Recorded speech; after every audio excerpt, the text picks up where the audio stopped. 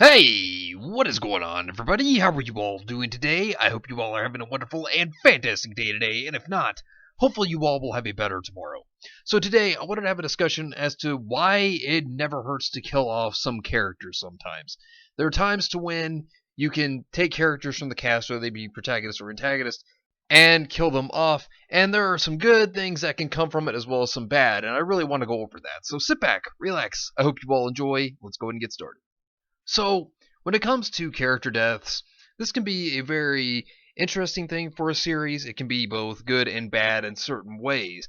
When it comes to a character dying that is someone's favorite, whether it be a protagonist or an antagonist, it can become very depressing because when you look at it, when you see some characters, there will be some that you really are connected to, some that you really relate to because either their personality, what they've gone through in their life, maybe their ideology. There are so many different things that can make someone connected to a character, that can make them relate to a character. But what's important here is that the reason why it never hurts to kill off characters is because there are things that if you kill a character off in a series that you're writing, that it could actually help. And I want to look at the good and the bad in these ways of characters that maybe plan to be killed off or that have been killed off. And I want to look at great examples of this as well as terrible examples of characters being killed off because I think looking at the good and bad will really show off good examples of how to do it and how not to do it. And even with characters that maybe plan to be killed off in the future, that if they were to die, why it may not be good for them to, or why it may be good for them to do so. So I really want to just kind of take some examples and look at this. So here's where I want to start with. I want to start with the bad so we can just rip that band-aid off first, right? So let's take a look at this, for example. Let's look at Oscar's character. Now, I know what you're probably thinking. Oscar's not dead yet. And who knows if there's a plan for him to not even exist anymore. Well, I want to go into a scenario of what problems could actually present itself if they were to get rid of Oscar anytime soon.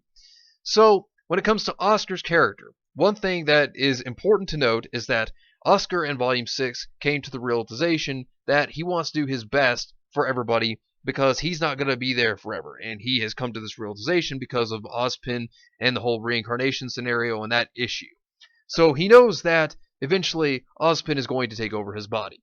Now, what's important here is that Oscar hasn't really gone through a lot of development as a character. He's gone through a bit, but it was not presented well. And if Oscar were to go now, per se, say if he were to go in Volume 7 or Volume 8, and if he doesn't get the proper development he needs, then Oscar dying, or well, I guess you could say his consciousness fading away, just wouldn't really have much feeling to it.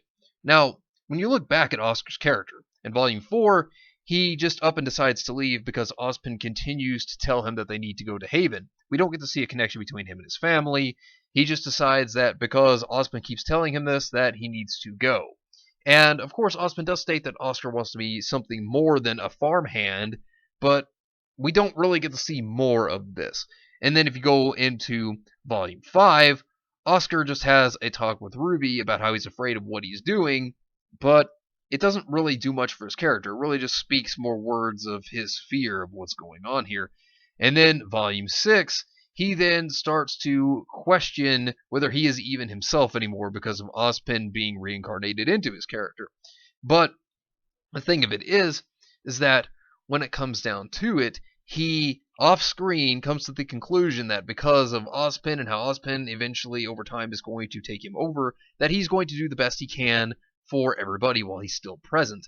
But we don't see this on screen. We don't see him have this transition of coming to the realization that, hey, I'm not always going to be here, so I should do my best while I am actually going to be here. He just up and decides that while he's gone after he runs off, that, yes, this is what's going to happen, and I am going to go ahead and just do my best for everybody.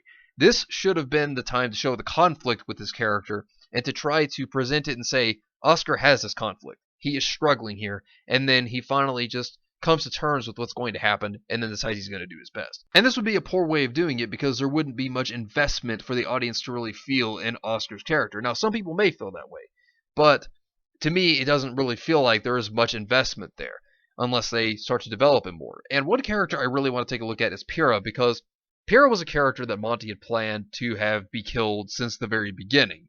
And Pyrrha is a character to this very day, even after her own death, is still loved by many. And as opposed to Oscar, and if he were to disappear, I want to look at the importance of Pyrrha, for example. So Pyrrha was a character that the audience definitely got invested in. She was a character that was very well developed. The writers definitely put their time and effort into her character and just developing her, working on her.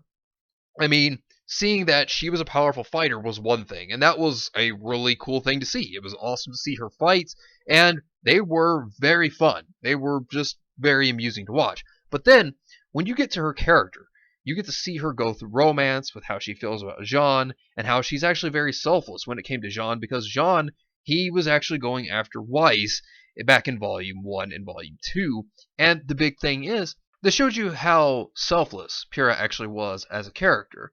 And despite how she felt about it, she actually tells Jean about why she wanted to go with him to the dance, and why it was a conflict for her with just the romance part on its own. And then, of course, when it comes down to it, Jean and Pyrrha, they really do develop feelings for one another. This relationship felt normal, it felt good, and it didn't feel like it was forced at all. This was actually a very good relationship with Arcos, and I think one of the best written relationships in the entire series of RWBY.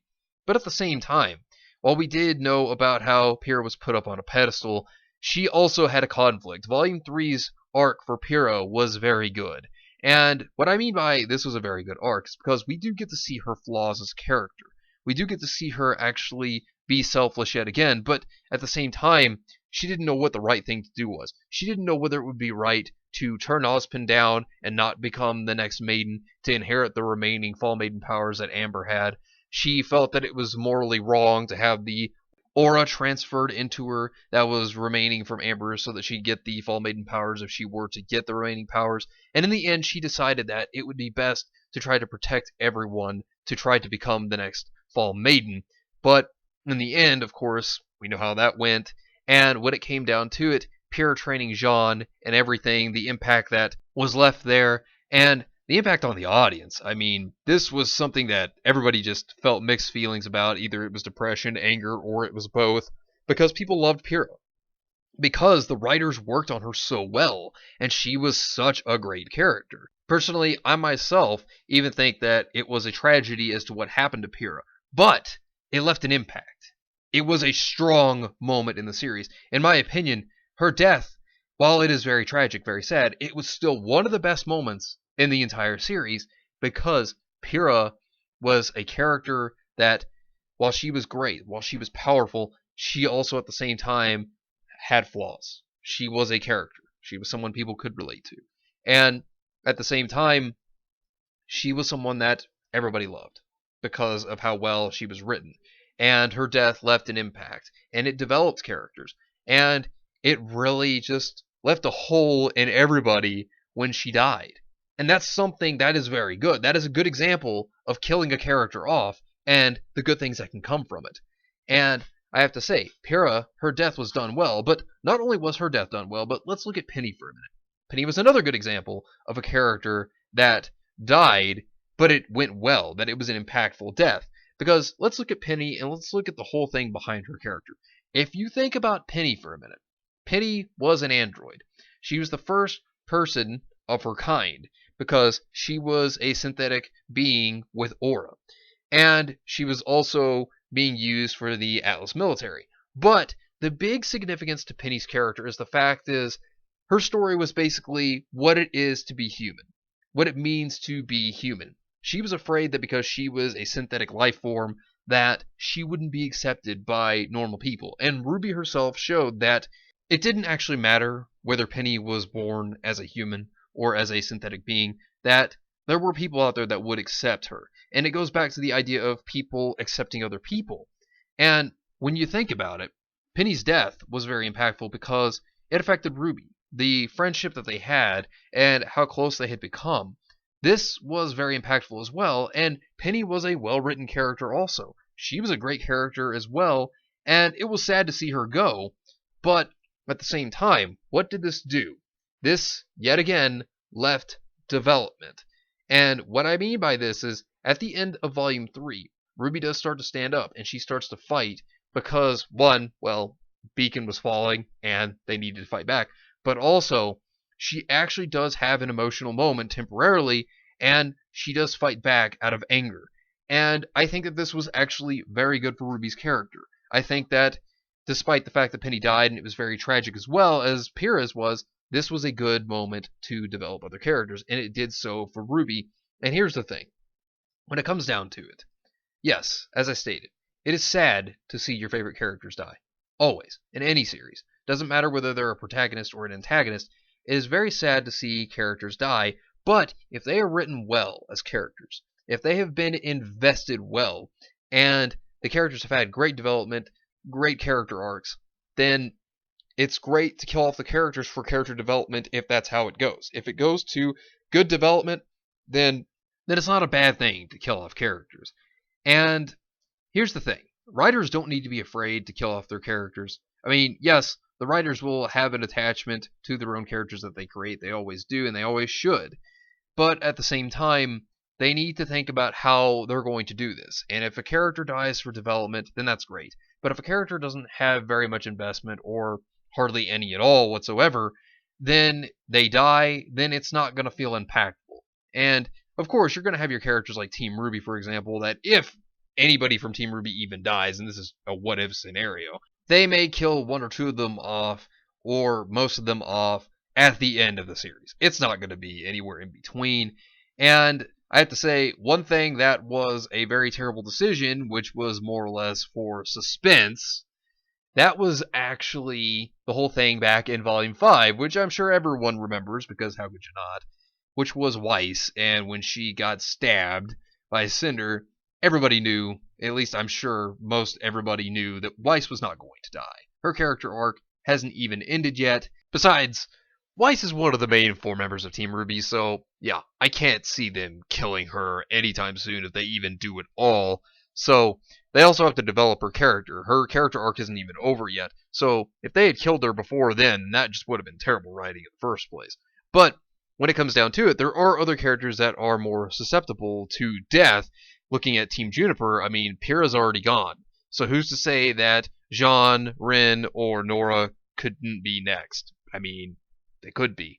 They could be characters that could go within the near future. You never know. Volume 7 could lead to one of their deaths. And honestly, if Rin or Nora died, I would be very sad over that. But if it happened out of the development of other characters, then I'd be okay with it if it was done well. I would still be upset about it, and I wouldn't be too happy about it, but at the same time, as long as a character death is done in a good way, the characters had good writing, good development, and good investment by the writers themselves, then, yeah, I would be okay with it. I'd be upset about it, of course. I would hate to see some of my favorite characters go, but I would be okay with it at the same time as long as it were to develop or help other characters.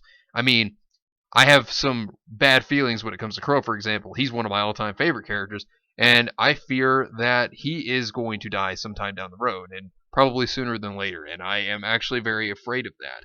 And if they do kill Crow off, I just hope that it's in a good way. I hope that his character develops extremely well, and I hope that his death can develop Ruby, for example, or some other characters that were close to him too. Because if a character just dies, and it's not treated well, it's not treated with respect, and it's not written well at all, then there was no point in that character dying in the first place.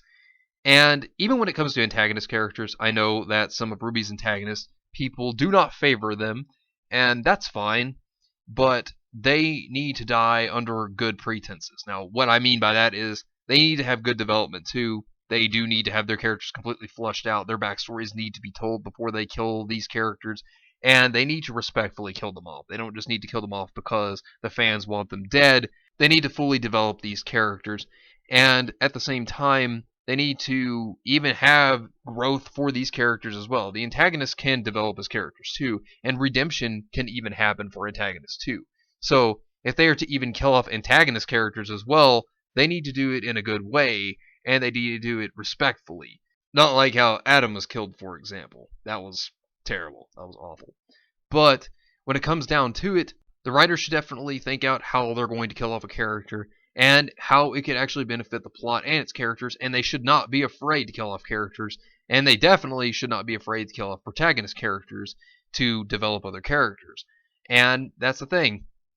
Death can be very tragic for some characters, but at the same time, it can be beneficial for the plot and the characters around them. But anyways, let me know what you think down below. Do you agree? Do you disagree? Let me know in the comments down below. But anyways, thank you all for watching. I hope you all enjoyed, and if you did enjoy, hit the video with a like, subscribe if you want to see more content like this, share this video with your friends if you found this informative or useful, and follow me on Discord. Link is in the description down below. But anyways, I hope you all have yourselves a wonderful and fantastic day today, and remember, if today was not a good day, tomorrow could always be better. Take care of yourselves and everyone around you, and have yourselves a good one out there, everybody.